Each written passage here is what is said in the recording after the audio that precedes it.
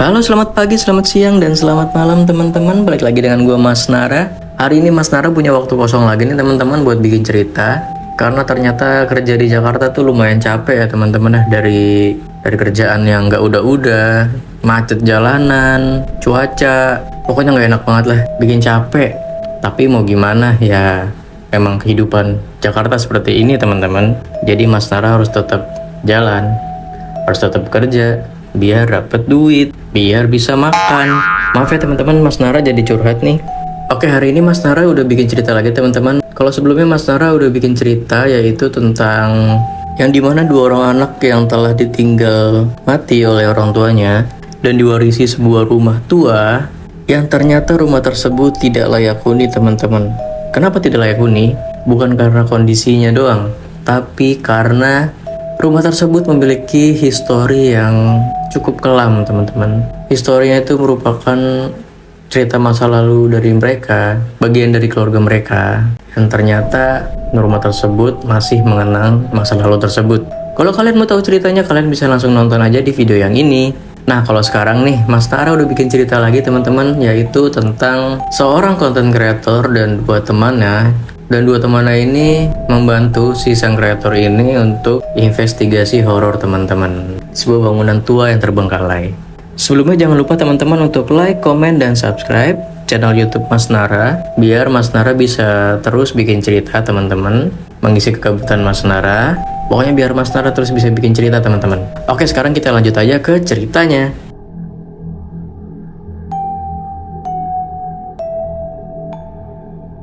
Oke, jadi di cerita ini menceritakan tentang tiga orang yang tadi seperti Mas Nara bilang, yaitu satunya seorang content creator dan dua temannya yang membantunya untuk membuat konten tentang investigasi horor di beberapa bangunan, di beberapa tempat yang ternyata dianggap mistis. Dan sekarang ternyata mereka sudah menemukan satu tempat tujuan yang mereka ingin melakukan investigasi horor teman-teman.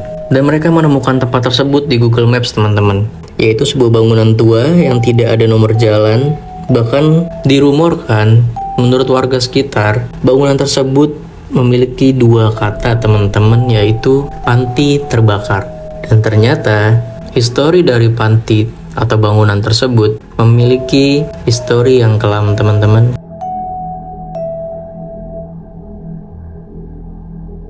Oke, jadi gue ceritakan ketiga orang ini dulu teman-teman. Di cerita ini yaitu ada seorang content creator bernama Ray. Dia memiliki YouTube channel yang lumayan cukup banyak subscribernya, yaitu udah ratusan ribu subscriber.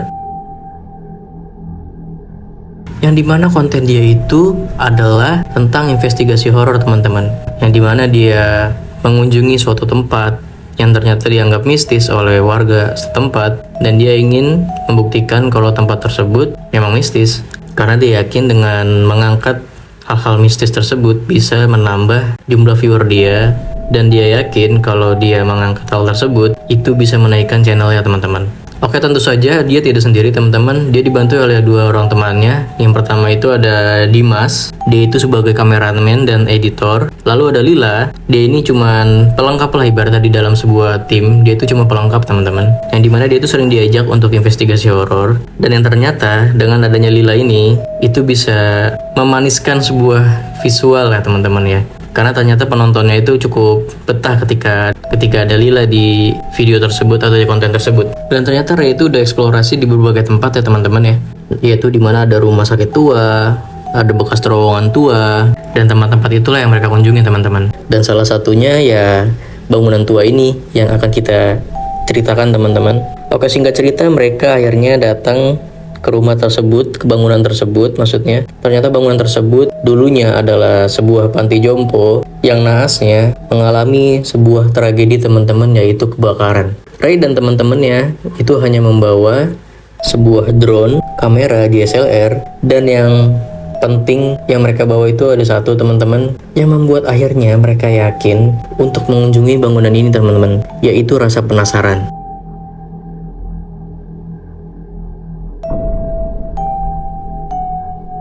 Akhirnya, singkat cerita lagi, mereka mengunjungi bangunan tersebut di jam 10 malam teman-teman. Bangunan tersebut terlihat dari luar cukup terbengkalai dengan tembok yang kusam, banyak lumut, dan banyak rumput liar di sekelilingnya, dengan di depannya ada pagar teman-teman. Lalu singkat cerita lagi, akhirnya mereka masuk ke bangunan tua tersebut teman-teman. Saat mereka masuk, mereka merasakan bau-bau yang tidak enak teman-teman, dengan hawa yang lembab yang membuat mereka seperti agak sesak nafas teman-teman. Karena balik lagi, bangunan ini habis terbakar sudah cukup lama, dan setelah bangunan ini terbakar, ternyata bangunan ini dibiarkan terbengkalai, tidak dirobohkan atau digusur, hanya dibiarkan saja berdiri dengan melewati semua cuaca teman-teman, dari panas, hujan. Jadi wajar saja kalau misalkan ketika masuk ke bangunan tersebut, pasti hawanya cukup tidak enak teman-teman, dan pastinya bikin sesak nafas.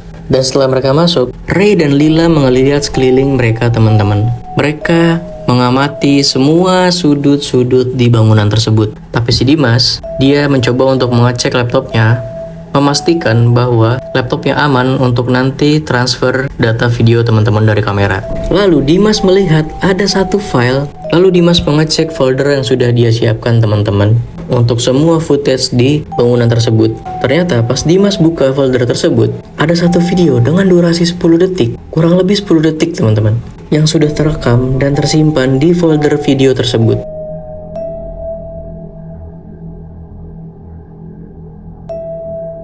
Dimas bingung, padahal mereka belum syuting. Karena Dimas penasaran, Dimas mencoba untuk memastikan video tersebut, lalu dia buka video tersebut. Ternyata isinya hanya satu video full, 10 detik, hanya hitam, hanya layar hitam, dan di pertengahan video ada suara teman-teman.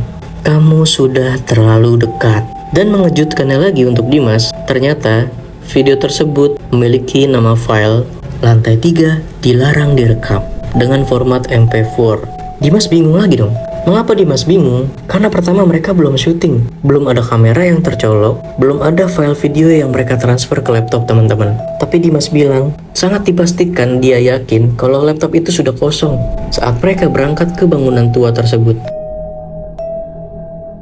Oke, akhirnya Dimas menghiraukan file video tersebut, mencoba untuk tidak terjadi apa-apa. Dia tidak bilang ke Ray dan Lila. Oke, singkat cerita, mereka lanjut naik ke lantai 2. Dan di sana, di lantai 2 tersebut, itu terdapat kamar-kamar teman-teman. Dan mereka menemukan satu kamar dengan ranjang hangus dan boneka lilin yang meleleh di sudutnya. Mereka sudah mulai merekam teman-teman. Saat kamera disorotkan ke kamar tersebut, memang terlihat agak seram teman-teman. Dengan kondisi yang sudah terbakar, dengan dinding yang sudah kusam dan agak gosong, mereka mencoba untuk mengambil semua sisi di kamar tersebut teman-teman dengan kameranya. Lalu saat mereka menyorotkan kameranya ke boneka tersebut, di layar kamera tersebut, dan ternyata boneka tersebut tersenyum.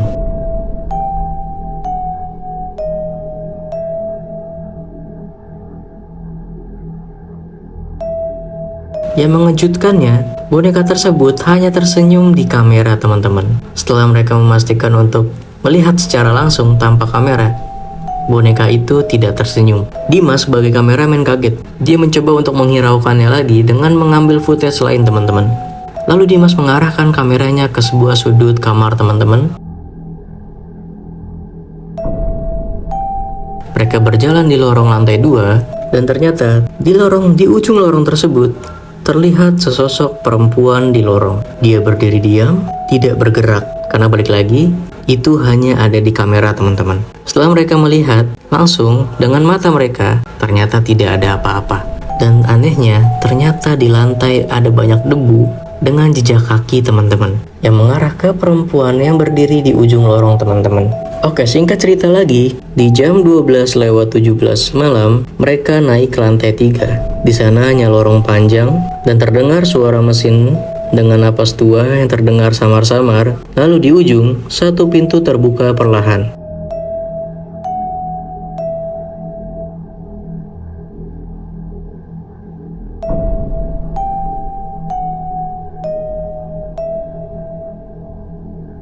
Di dalamnya ternyata kosong, kecuali tulisan besar di tembok. Tulisannya apa? Tulisannya itu, kamera adalah mata mereka. Jangan sorotkan cahaya ke wajahnya.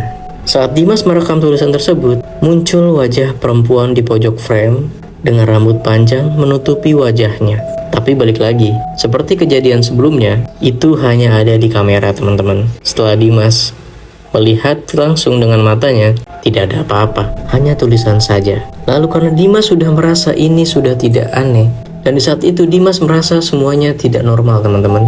Ini sudah cukup membuat rasa takut dia sudah terpancing teman-teman. Akhirnya Dimas cerita ke Ray dan Lila dengan memperlihatkan video-video yang sudah tadi mereka rekam. Dan ternyata benar rekaman tersebut ada semua teman-teman.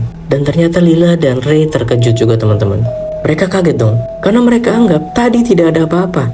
Karena kan mereka juga ada ikut di dalam frame. Kalau memang ada, mereka harusnya juga melihatnya. Tapi kenapa hanya Dimas yang melihatnya? Dimas pun bilang, dia hanya melihat dari layar kamera aja. Oke, mereka langsung sepakat untuk melanjutkan konten tersebut teman-teman.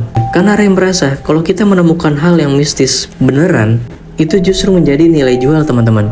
Lalu mereka memutuskan untuk lanjut jalan. Di saat itu Lila mulai panik. Katanya dia dengar ada suara ibunya memanggil dari tangga belakang teman-teman. Akhirnya Lila lari duluan, menghampiri tangga tersebut. Tapi Dimas dan Ray menyusul. Karena Lila terlalu cepat, akhirnya Ray dan Dimas kehilangan jejak Lila teman-teman. Dan setelah Ray dan Dimas menghampiri tangga tersebut, ternyata tangga itu tidak ada, hanya dinding bata. Lalu Ray dan Dimas turun, mereka memutari bangunan. Dan dari luar bangunan tersebut, mereka lihat ada Lila berdiri diam di jendela lantai 3, menghadap ke dalam, tak bergerak.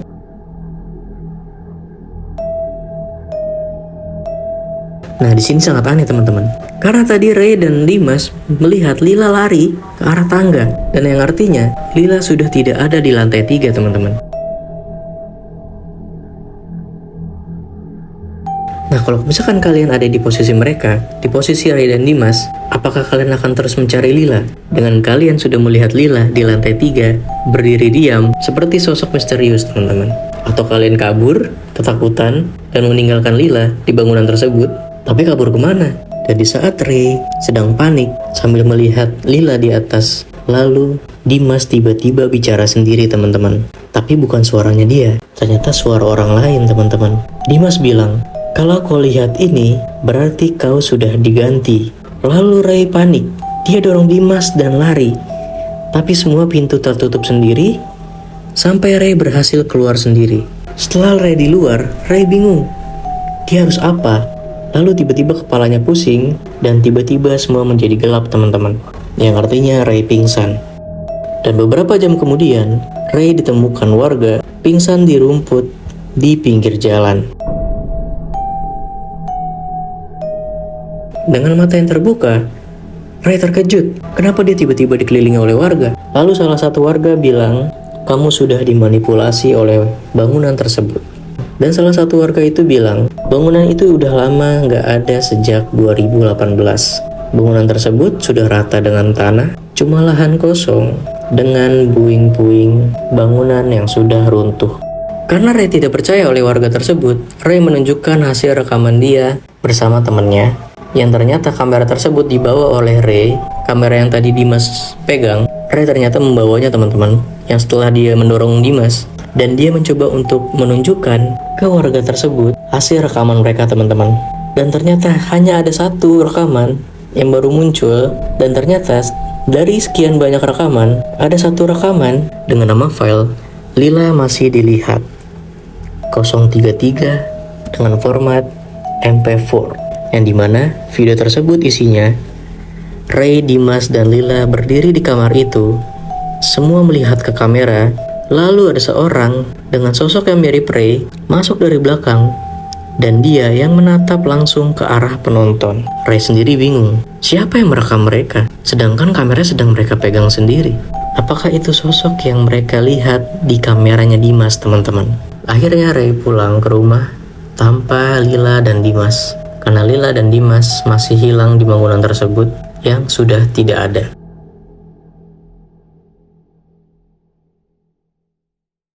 Ray sekarang sudah tidak aktif di YouTube sejak setelah malam itu, karena setiap dia nyalain kamera, selalu ada sesuatu yang tidak dia lihat dengan mata. Karena itu sesuatu yang tetap ikut meski dia tidak lagi masuk ke bangunan manapun. Kalau kalian di posisi Ray sekarang, atau ternyata kalian pernah mengalami kejadian tersebut, ketika kalian masuk ke bangunan tua dan ternyata bangunan tersebut tidak suka kalau direkam teman-teman. Jadi jangan bingung, ada Mas Nara di sini Balik lagi di cerita Mas Nara selanjutnya. Assalamualaikum warahmatullahi wabarakatuh. Jangan bingung, ada Mas Nara.